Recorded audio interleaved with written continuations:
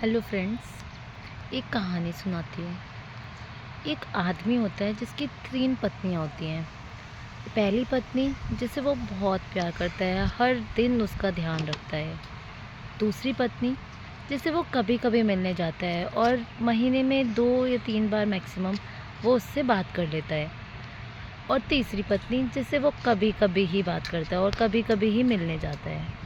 तो एक बार की बात है कि उस आदमी को पता चलता है कि अब उसकी मृत्यु होने वाली है।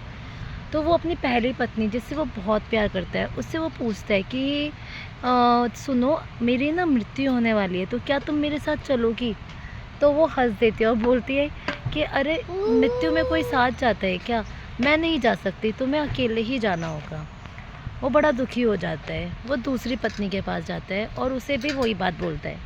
उस पर वो पत्नी बोलती है कि ठीक है, मैं चल तो सकती हूँ, बट मैं तुम्हें बाहर तक छोड़कर आ जाऊँगी, मैं उससे अंदर जा नहीं सकती। वो बोलता है ठीक है। वो बहुत उदास होता है।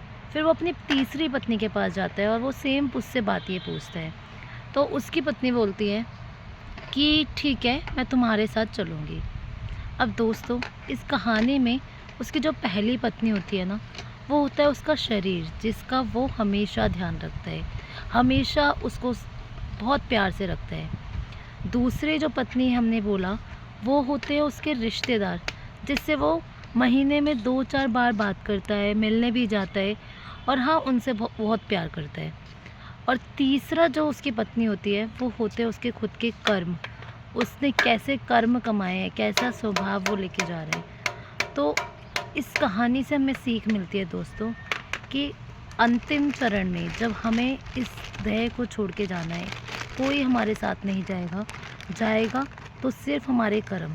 हमारा शरीर भी हमें यहीं छोड़ना है और हमारे रिश्तेदार, जिनको हम बहुत अपना मानते हैं, जिनको हम बहुत सोचते हैं कि हमारे दुख सुख में वो ही हमारे काम आएंगे, बट वो भी हमें बस जलाने के लिए हमारे साथ जाएंगे, उससे ज़्यादा दूर तो वो भी हमारे साथ नहीं जाएंगे।